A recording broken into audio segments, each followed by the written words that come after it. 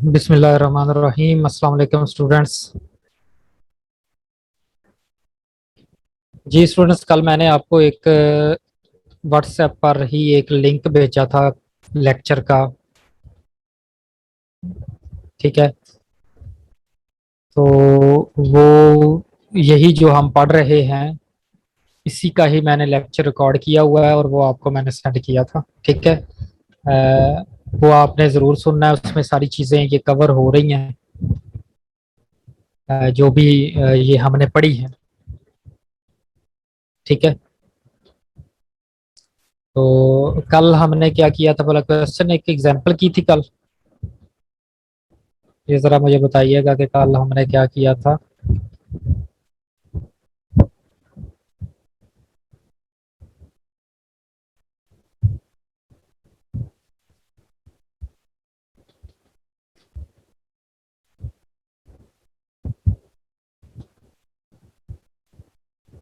First example की थी, right. तो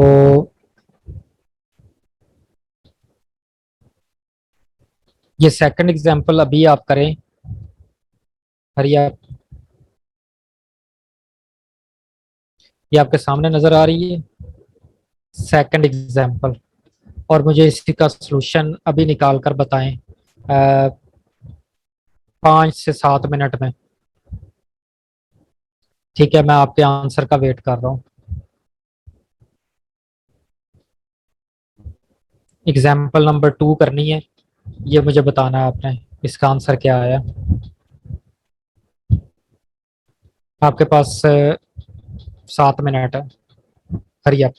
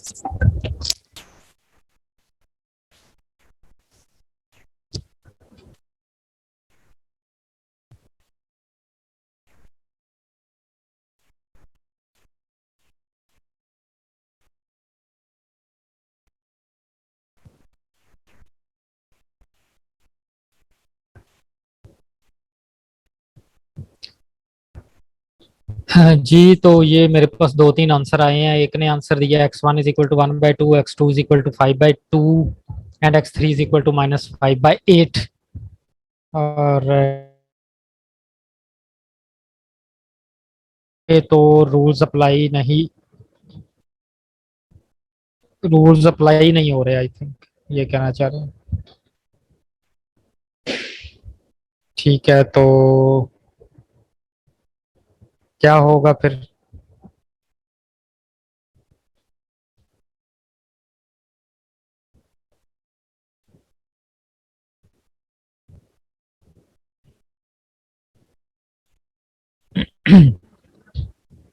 अच्छा, इसमें आप पहले तो ये जरा ज़हन में रखें ना कि जब भी आपको ये इस तरह का क्वेश्चन आता है और आप उसको सॉल्व करना शुरू करते हैं, तो पहले आपके माइंड में ये होना चाहिए कि तीन तरह की इसकी पॉसिबिलिटीज हैं सोल्यूशन की। एक तो ये सोल्यूशन हो सकता है कि यूनिक सोल्यूशन हो, एक ही सोल्यूशन हो। सेकेंडली, कोई सोल्यूशन ना हो। और थर्डली, इनफाइनाइटली मैनी सोल्यूशन हो। ठीक है, अब ये जो जिसने पहला मुझे मोहम्मद एहतशाम है, इसने आंसर दिया, ये तो यूनिक सोल्यूशन दे रहे हैं। ठीक है, ये सेकंडली मोहम्मद कासम ने जो आप आंसर दिया है, इसने कोई प्रॉपर आंसर नहीं बताया कि कौन क्या आंसर है। And I am waiting for other students, बाकी स्टूडेंट्स भी बताएं जरा क्या बनता है। उसके बाद फिर मैं थोड़ा सा आपको इसमें इस पर ब्रीफ कर देता हूँ।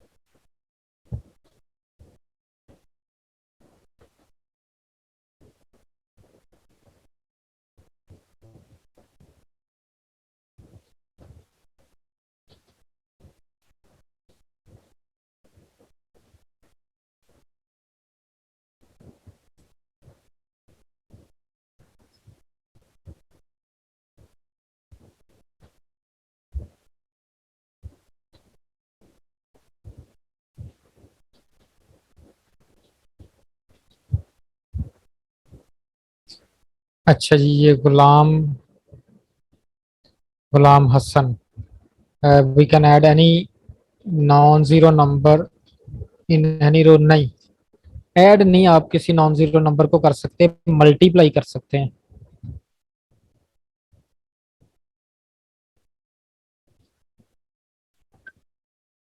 You can multiply any non zero number to any रो।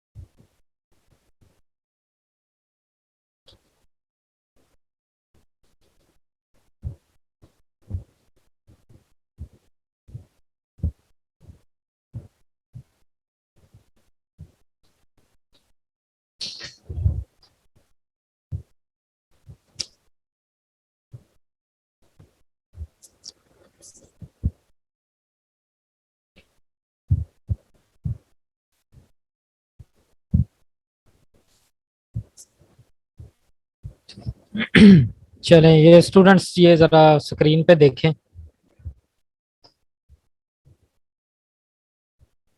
मैं सारा क्वेश्चन तो सॉल्व नहीं कर रहा।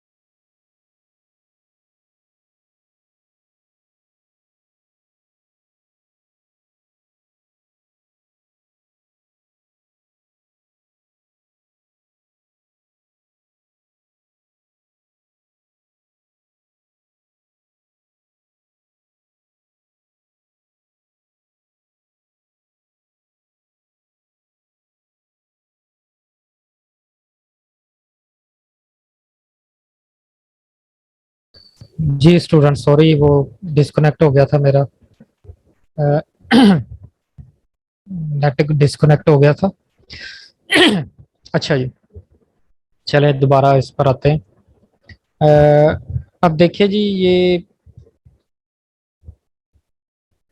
मैंने ना ये लास्ट वाला मैट्रिक्स लिख दिया है, मुकम्मल सॉल्व आप लोगों ने कर लिया होगा।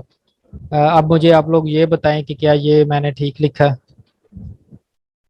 आप लोगों का यही वाला मैट्रिक्स बन रहा है लास्ट पे, जब आप उस पर रो ऑपरेशन लगाते हैं तो क्या ये एंड पर मैट्रिक्स बन रहा है? ये मुझे जरा आप लोग बताइएगा।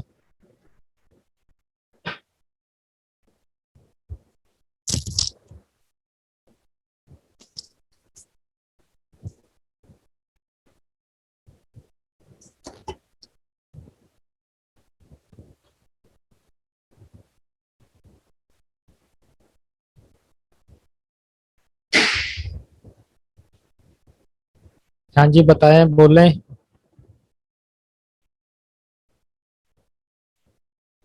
ये बन रहा है कि नहीं बन रहा अभी?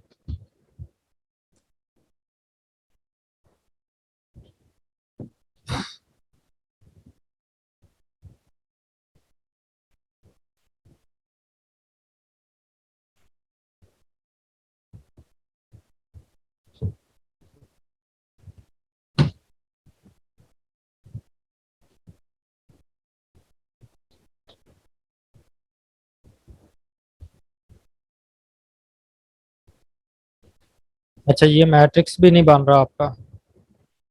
ये एक स्टूडेंट ने कहा है जी नहीं बन रहा, बाकी?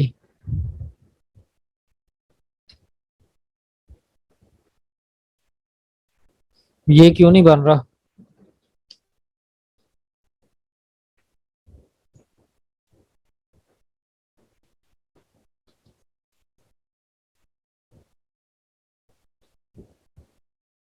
आपका भी नहीं बन रहा, दोबारा कोशिश।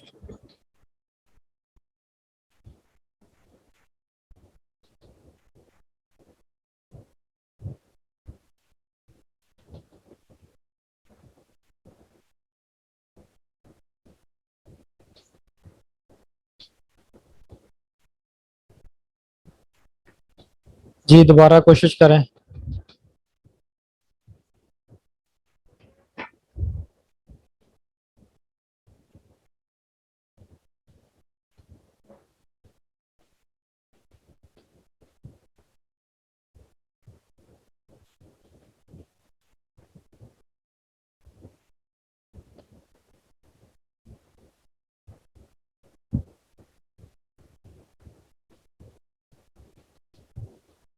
अगर किसी का ये बनता है तो वो मुझे बताए जरा। आप में से किसी का भी ये मैट्रिक्स बनता है तो बताए।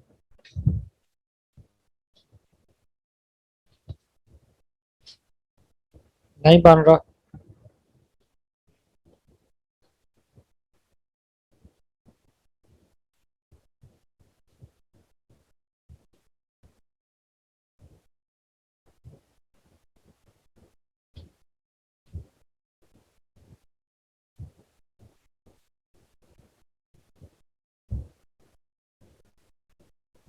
चलें।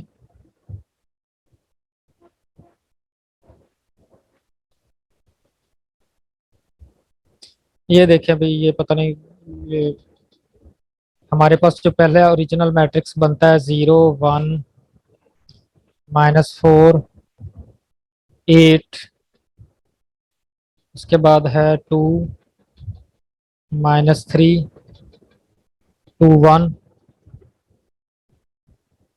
फिर बनता है 5 -8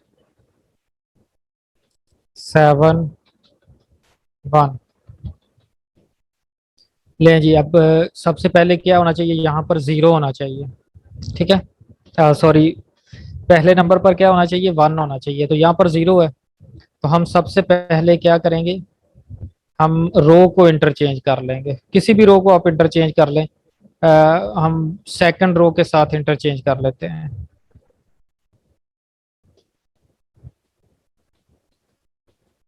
यहाँ पर आ जाएगा 0 1 -4 8। ठीक है, फिर 5 -8 7 1। लें जी, रोज को इंटरचेंज कर लिया और यहाँ पर आप लिख दें कैसे रो को इंटरचेंज किया, R 1 2 को, 1 को 2 के साथ इंटरचेंज कर लिया। ठीक है जी। अब इसके बाद ये 2 है हमारे पास, तो यहाँ पर क्या होना चाहिए, पहले नंबर पर यहाँ पर क्या होना चाहिए, 1 होना चाहिए। तो इस 1 को बनाने के लिए हमें क्या करना पड़ेगा, यहाँ पर 1 बनाने के लिए सिंपल हमें 1 से 2 से डिवाइड कर दें, तो ये बन जाएगा -3/2। इधर भी 1 और इधर 2 से डिवाइड करेंगे तो ये 1/2 बन जाएगा। ठीक है, बाकी वैसे ही लिख दें, 0 1 -4 8। अच्छा, ये जहां पर गलत हो मुझे बता दीजिएगा, शायद मैंने थोड़ी कुछ कहीं से मिस्टेक की हो, तो अगर कहीं से गलत हो जाए तो बता देना। तो ये मैंने क्या किया है, 1/2 R 1। ठीक है जी। अब यहाँ पर तो 1 आ गया, अब उसके नीचे 0 है, उसके नीचे 5 है, अब इस 5 को हमने 0 करना। नेक्स्ट टारगेट हमारा क्या है, इस 5 को 0 होना चाहिए। उस 5 को 0 करने के लिए हम क्या करेंगे, इस 5 को 0 करने के लिए हम ये करेंगे कि R 1 को 5 से मल्टीप्लाई करके इसमें माइनस कर देंगे, तो ये 1 बाकी वैसे का वैसे ही लिख देंगे, -3/2 1 और 1/2। ठीक है, उसके बाद है 0 1 -4 8। ठीक है। अच्छा जी, जब आप इसको 1 को 5 से मल्टीप्लाई करके इसमें माइनस करेंगे तो ये 0 बन जाएगा।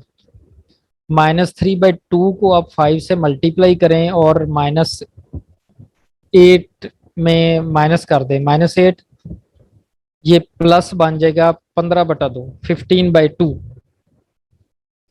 ठीक है, तो ये आपके पास आएगा, सॉरी, -1/2 बन जाएगा, -1/2 बन जाएगा। ठीक है, इसी तरह से ये 2 बन जाएगा और इसी तरह से ये -3/2 बन जाएगा। और ये यहाँ पर मैंने किया क्या है कि R3 -5 R 1।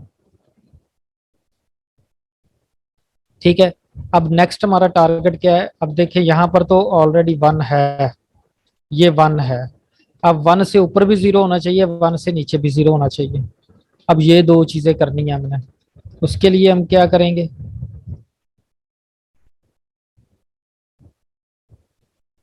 अब ये मैं डायरेक्टली अब यहाँ पर लिख रहा हूँ और साथ में ऑपरेशन लिख देता हूँ, ये वही मैट्रिक्स बन जाएगा 1।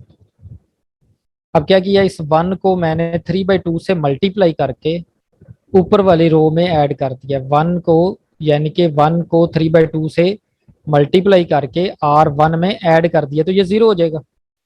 इसी तरह से 1 को आप 1/2 से मल्टीप्लाई करके R3 में ऐड करेंगे तो ये 0 हो जाएगा।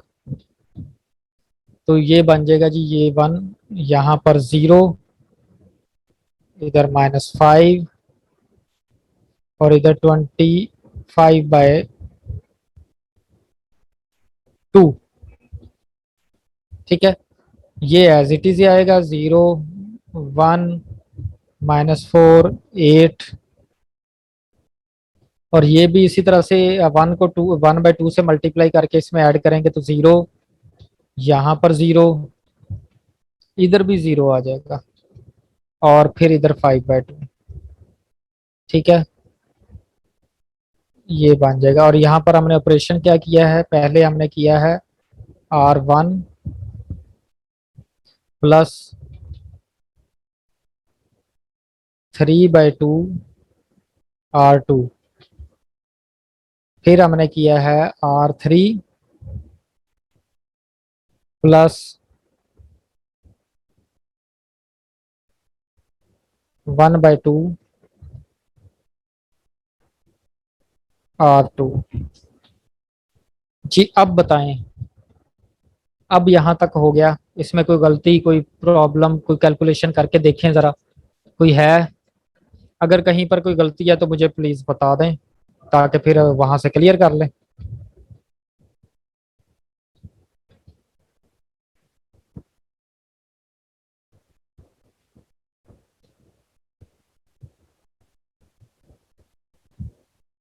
जी बताएं, अगर कहीं गलती है तो बता दें, नहीं तो फाइनली ये बताएं कि यहाँ तक हो गया है, आप लोगों ने कर लिया है।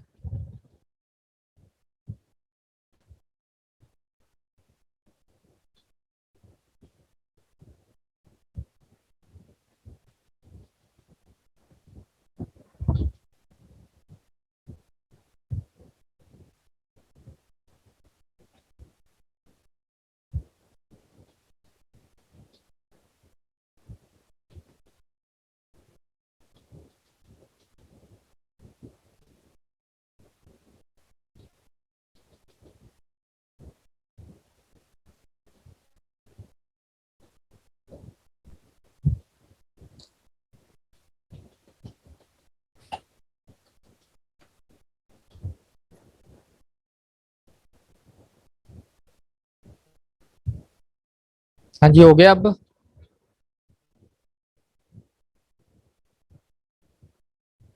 बस एक ही स्टूडेंट का मैसेज आया जी, यस सर। बाकी बाकी लोग वैसे ही बैठे हुए हैं।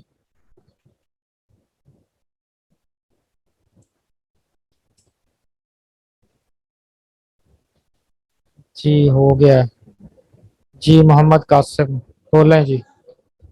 जी सर, वो आप चैट में जैसे मैसेज सेंड करते हैं तो वो लिखते हैं आगे Khurramshad is not in this meeting, तो सर उस चैट में सेंड नहीं हो रहा मैसेज। नहीं, ये तो मुझे सबके मैसेज आ रहे हैं।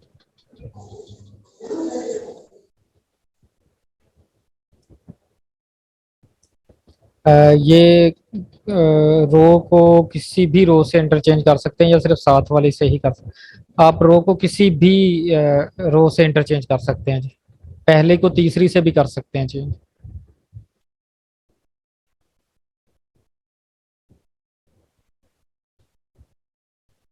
पहली रो को आप तीसरी रो से भी इंटरचेंज कर सकते हैं, दूसरी से भी कर सकते हैं, जिससे मर्जी कर लें।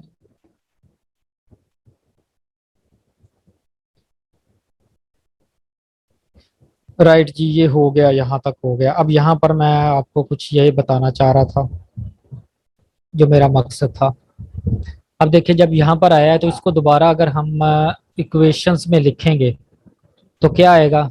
यहाँ पर अगर तीसरी लाइन को लिखें हम इक्वेशंस में तो ये क्या बनेगा? 0 = 5/2, यही बनता है। ये पहली रो तो बन जाएगी ना, x1 - 5x2 = 25/2। सेकंड रो बनेगी x2 - 4x3 = 8। और थर्ड रो क्या बनेगी? 0 = 5/2। अब आप लोग मुझे बताएं, इज इट राइट? क्लास का टाइम अभी खत्म नहीं हो रहा जी, अभी बहुत टाइम पड़ा है।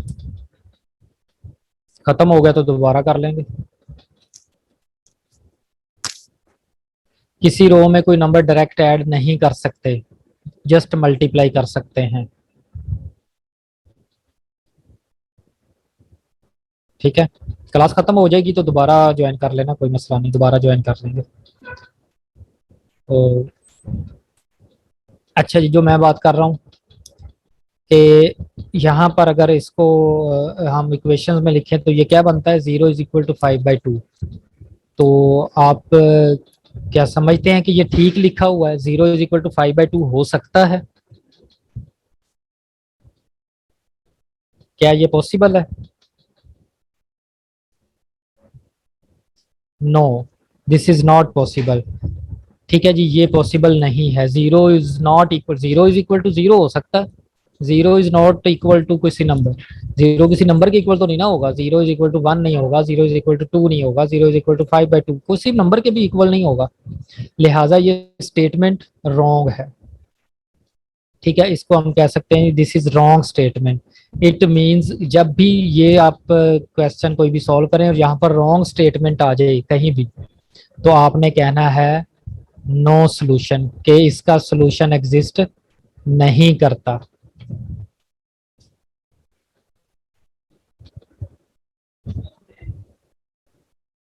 ठीक है,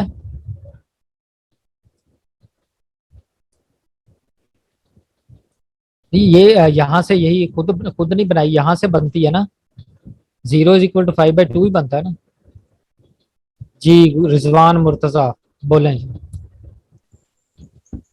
सर ऊपर भी तो हमने किया है ना कि कुछ ना कोई ऑपरेशन अप्लाई करके वन लाए हैं फिर जीरो लाए हैं, तो यहाँ पे भी किसी तरह अगर वन ला के तो फिर हम कह सकते हैं नो सोल्यूशन एग्जिस्ट, या डायरेक्ट ही कह देना जब वन नो। आप कोशिश कर लें, अगर वन आता है तो फिर तो नो सॉल्यूशन होगा ही नहीं। ठीक है ना, आप कोशिश कर लें अगर वन आता है तो। सर यानी अगर हम और कोई क्वेश्चन कर रहे हैं तो तीन एंट्रीज जो है वो जीरो आ जाए ऑगमेंटेड मैट्रिक्स में, तो हम्म। हम वहां पे रुक जाए यानी कि नो सोल्यूशन एग्जिस्ट कर दें, या ट्राई करें नेक्स्ट भी। नहीं, अब ये देखें ना, अब आपने यहाँ पर पहला कॉलम किया, ये आपने 1 0 0 कर लिया। ठीक है, उसके बाद आपने 0 0 1 0 1 0 कर लिया, तो यहाँ पर फिर क्या आना चाहिए था, वन आना चाहिए था ना। यहाँ पर जीरो आ गया। अब आप इसको सॉल्व आगे कर ही नहीं सकते, यहाँ पर आप तो स्टॉप हो गए, इससे आगे तो सॉल्व ही नहीं हो सकता। ठीक है ना, तो फिर यहाँ पर छोड़ के आप इसको दोबारा इक्वेशन में लिखें, दोबारा इसे इक्वेशन में लिखते हैं ना, ताकि इसका आंसर बनाए हम। तो मेरा कहने का मकसद ये था कि अगर यहाँ पर 0 = समथिंग आ जाए तो इसका मतलब है नो सोल्यूशन। अगर फॉर एग्जाम्पल यहाँ पर भी जीरो आ जाता, 5/2 ना होता, यहाँ पर जीरो हो जाता, फिर क्या आना था, 0 = 0, फिर ये सोल्यूशन पॉसिबल था। फिर कौन सा सोल्यूशन होना था, इनफाइनाइटली मैनी सोल्यूशन। ठीक है, अब दोबारा मैं बता रहा हूँ, रिपीट कर रहा हूँ, अगर तो 0 = 0 आए तो इसका मतलब है इनफाइनाइटली मैनी सोल्यूशन। ठीक है, ये नोट कर लें, क्योंकि आगे हमने पूरे सेमेस्टर में यही इसी तरह के क्वेश्चंस करने हैं, ये मुझे दोबारा ना बताना पड़े। अगर 0 = 0 आए तो इनफाइनाइटली मैनी सोल्यूशन, 0 = नंबर आ जाए, 0 = 5 आ जाए, 0 = 1 आ जाए, 2 आ जाए, जो भी आ जाए, फिर नो सोल्यूशन। और अगर जीरो, यहाँ पर जीरो की जगह पर कोई भी नंबर आ जाए, यहाँ पर कोई भी नंबर आ जाए, फिर यूनिक सोल्यूशन। अंडरस्टूड? ये तीन ही पॉसिबल सोल्यूशन है ना, क्लियर है?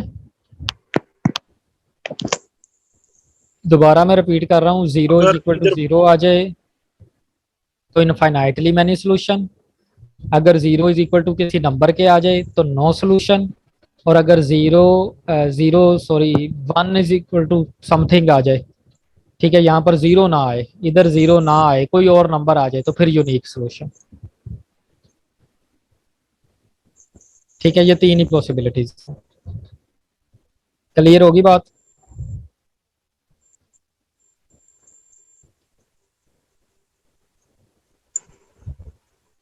जी, बाकी मैं सब स्टूडेंट से बात कर रहा हूँ।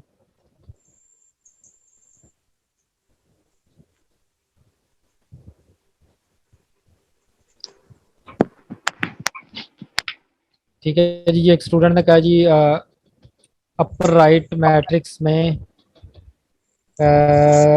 -1/2 की जगह पर 13/2 आता है। तो देख लें जी, अगर कहीं पर मिस्टेक है तो उसको करेक्ट कर लें। मैंने आपको ये पॉइंट समझाना था। अब अगर कहीं पर मिस्टेक है तो वो आप लोग खुद करेक्ट कर लें। जो मैंने आपको पॉइंट समझाना था आप सिर्फ वो समझने की कोशिश करें। ठीक है, बाकी कैलकुलेशंस हैं, कैलकुलेशंस में मिस्टेक भी हो सकती हैं। हो सकता है मैं मेरे करने से मिस्टेक हो गई हो, या आपने जो कैलकुलेट किया है वो मिस्टेक हो गई हो वहां पर। जो भी है उसको आप ठीक कर लें। तो पॉइंट मैंने आपको ये समझाना है कि अगर 0 = 0 आए तो इनफाइनाइटली सोल्यूशन, 0 = किसी नंबर के आ जाए तो नो सोल्यूशन, अगर कोई नंबर आ जाए यहाँ पर तो फिर यूनिक सोल्यूशन। ठीक है, ये पॉइंट मैंने आपको समझाना था। ठीक है जी।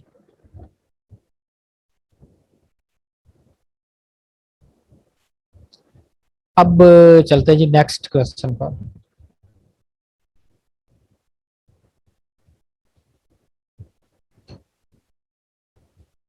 एग्जाम्पल नंबर 3 करें। For what value of H and K is the following system consistent. अब ये क्वेश्चन मुझे आपने करके दिखाना है अभी कि अब वो कह रहे हैं, अब पहले क्वेश्चन समझ लें। क्वेश्चन क्या है? क्वेश्चन ये है कि ये सिस्टम कंसिस्टेंट है। कंसिस्टेंट का क्या मतलब होता है? ऊपर वाले क्वेश्चन में तो हमने बताना था ना कि ये सिस्टम कंसिस्टेंट है या नहीं है। ठीक है, अब नो सॉल्यूशन हुआ तो इसका मतलब है ये सिस्टम इनकंसिस्टेंट है। ये आप लोगों को मैंने बताया नहीं। ये अगर नो सॉल्यूशन है तो यहाँ पर आप लिखेंगे सिस्टम इज इनकंसिस्टेंट।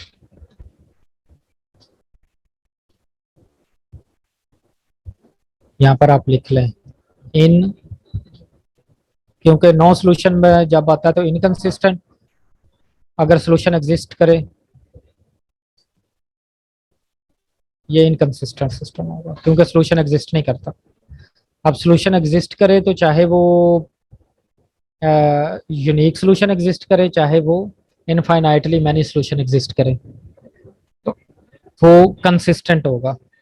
अब क्वेश्चन ये है कि ये सिस्टम कंसिस्टेंट है। कंसिस्टेंट का मतलब है इसका सॉल्यूशन एग्जिस्ट करता है। अब वो चाहे यूनिक हो चाहे इनफाइनाइटली मैनी हो। तो सिस्टम, तो आपने सॉल्यूशन इसका फाइंड करना है, एच और के की वैल्यू फाइंड करनी है। सिस्टम कंसिस्टेंट है। हरी आप ये मुझे अभी करके बताएं। ये सेशन भी खत्म हो रहा है, दोबारा सेशन ज्वाइन करेंगे तो मुझे आपने इसकी एच की वैल्यू भी बतानी है और के की वैल्यू भी बतानी है। हरी आप।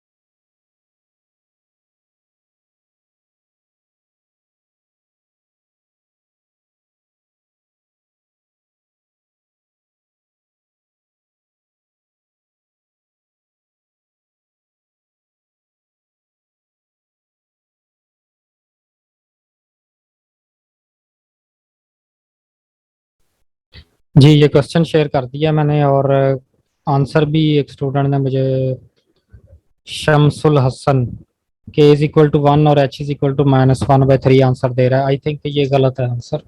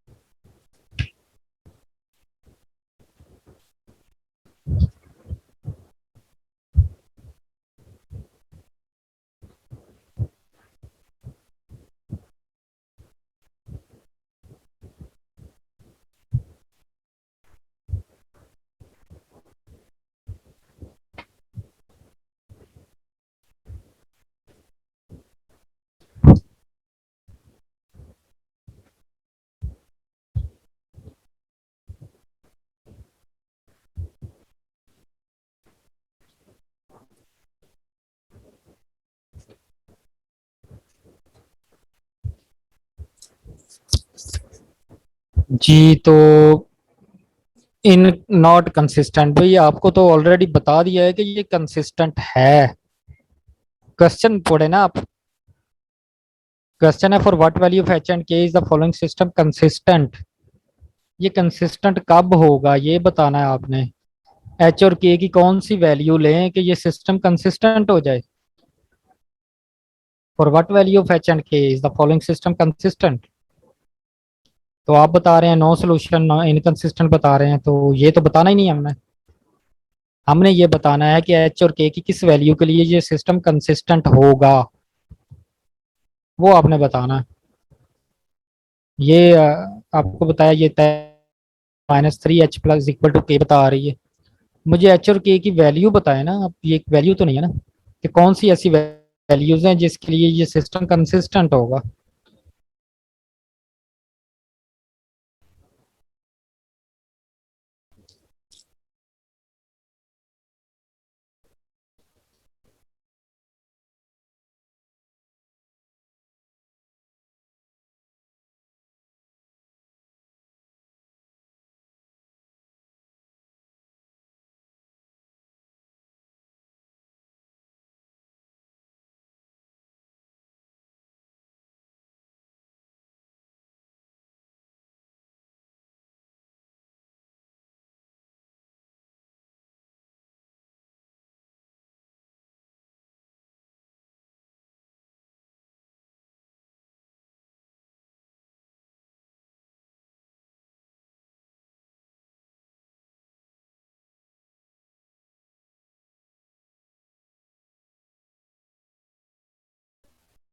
H is equal to -1 and K is equal to 3, नहीं जी ये भी सोल्यूशन नहीं है।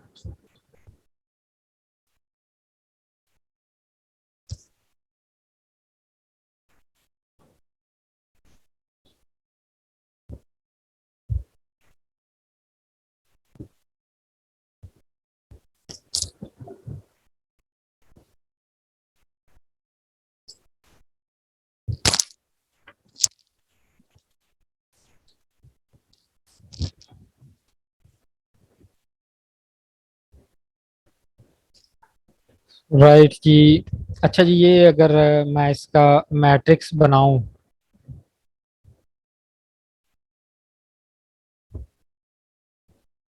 तो इसका मैट्रिक्स क्या बनेगा।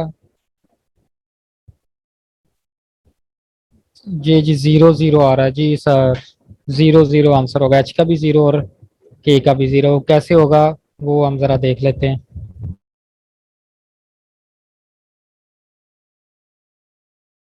उसके बाद -6, 3 एंड के, इसका मैट्रिक्स में लिख लें इसको। अब इसको हम सॉल्व करेंगे, पहले तो यहाँ पर 1 बनाएंगे, तो 2 से डिवाइड कर दें। तो ये -1/2 आ जाएगा और ये h/2 आ जाएगा। ये क्या किया हमने, 1/2 R1।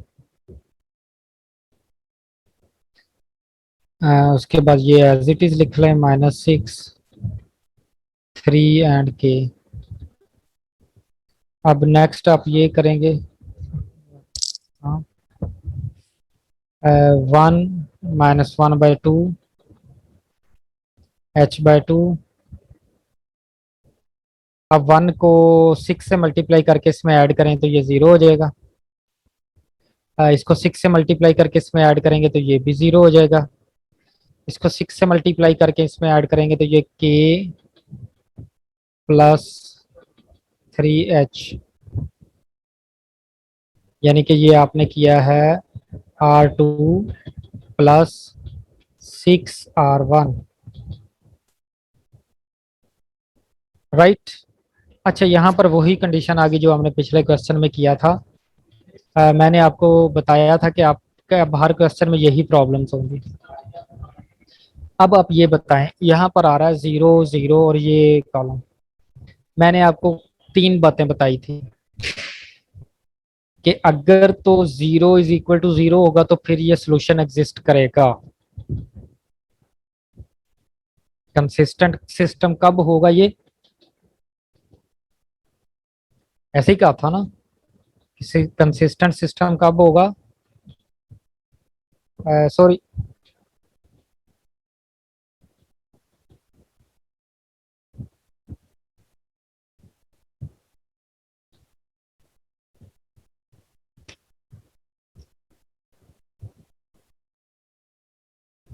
ये अच्छा, रिजल्ट का भी ये इसका आंसर क्या आता है वो अभी देखते हैं। अच्छा, पहली बात तो ये सिस्टम कंसिस्टेंट कब होगा, जब ये 0 = 0 होगा, फिर कंसिस्टेंट यानी कि सोल्यूशन फिर ही एग्जिस्ट करेगा। तो इसका मतलब है, अब पहले तो ऊपर वाली रकम लिखे ना, इसको हम लिखते हैं x1, ठीक है, ये आएगा, सॉरी ऊपर वाली लिखने की जरूरत नहीं है, हम सिर्फ ये लिखेंगे कंसिस्टेंट सिस्टम कब होगा, जब k + 3h = 0 होगा। यानी कि इसकी जगह पर अगर 0 आ जाता है तो ये सिस्टम कंसिस्टेंट होगा। तो इट मींस k =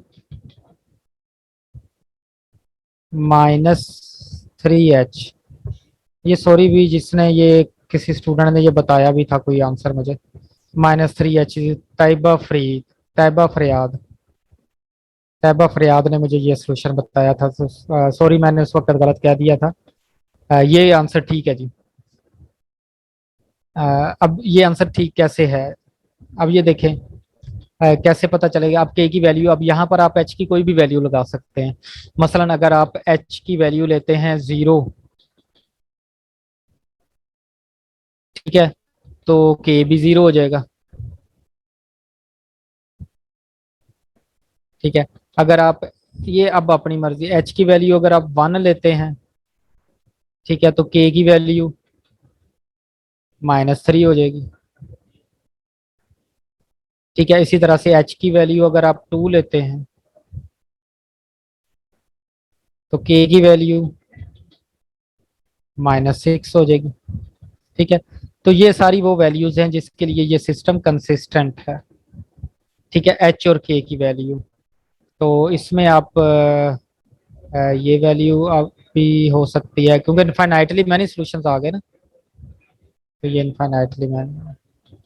इसी तरह से आगे आप जितनी मर्जी वैल्यूज बनाते जाएं, ठीक है ना, ये जितनी मर्जी वैल्यूज बनाते जाएं, 1 2 3 4 5 6 7 8, तो उस हिसाब से ये एच और के की वैल्यूज निकलती रहेंगी, ठीक है।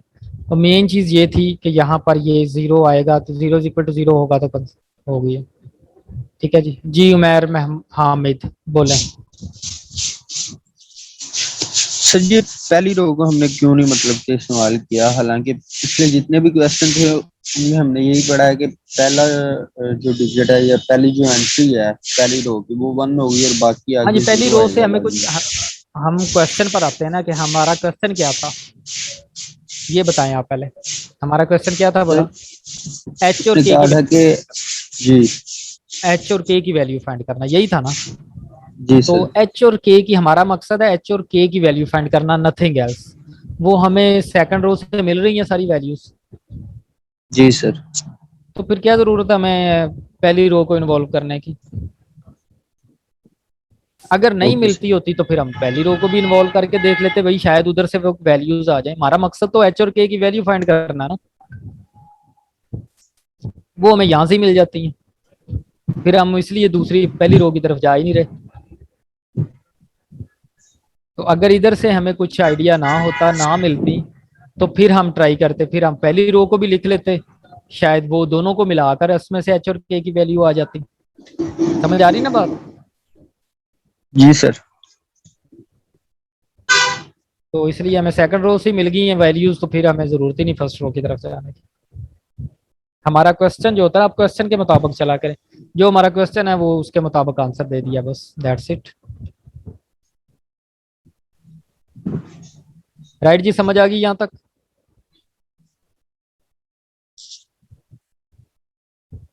जी सर चलें जी, अब आप लोगों ने एक तो ये एक्सरसाइज करनी है, ये जो सामने है, एक क्वेश्चन तो इसमें से भी अभी कर लें, ठीक है, बाकी बाद में कर लेना। और चैप्टर नंबर 4, अच्छा आपने ना वो लेक्चर सुनना है जो मैंने आपको शेयर किया है, ठीक है, जो मैंने आपको लेक्चर शेयर किया है वो आपने सुनना है।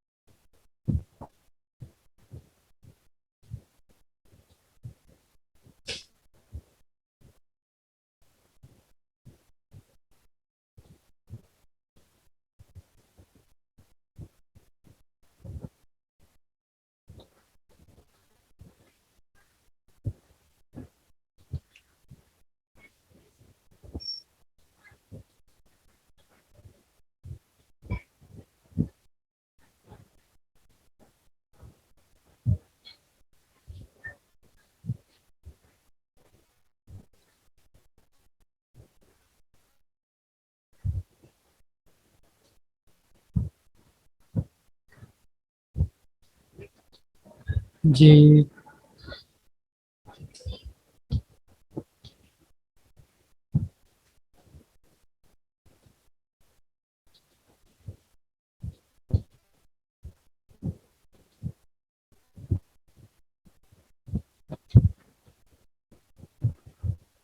जी करें, ये क्वेश्चन करें और वो लेक्चर सुने लाजमी।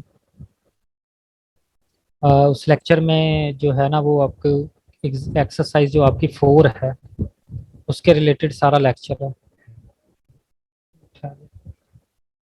ठीक है। एक्सरसाइज नंबर कौन सा एक्सरसाइज, ये जो आपके सामने क्वेश्चन नजर आ रही है।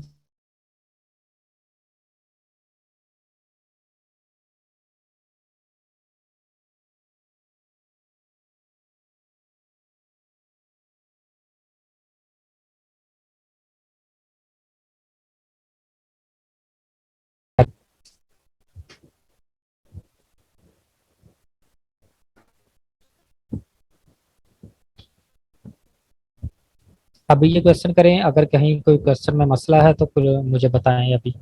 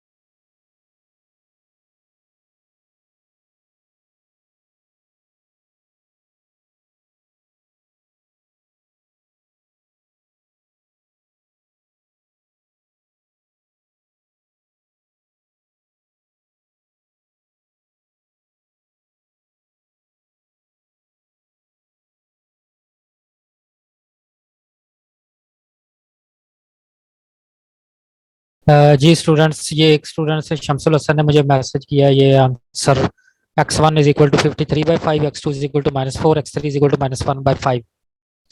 तो आई डोंट नो किस क्वेश्चन का ये आंसर है, मुझे नहीं पता। ये ठीक है, ये गलत है, ये आप लोग खुद ही वेरीफाई करें इसे कि आपने आंसर ठीक निकाला या नहीं निकाला। बाकी स्टूडेंट्स से भी ये कोऑर्डिनेट करके आप लोग ये बताएं, चेक कर लें कि आपने आंसर ठीक निकाला। लेकिन आपको बताया था कि ये वैल्यूज आप सिस्टम में पुट करें, और अगर वो सेटिस्फाई करती हैं तो आपका आंसर ठीक है, अगर नहीं करती तो नहीं ठीक। ठीक है, तो इसके साथ आप लोगों ने वो एक्सरसाइज 4 चैप्टर नंबर 4 वो भी करनी है। ठीक है, और अब आप लोग अपनी अटेंडेंस लगा लें।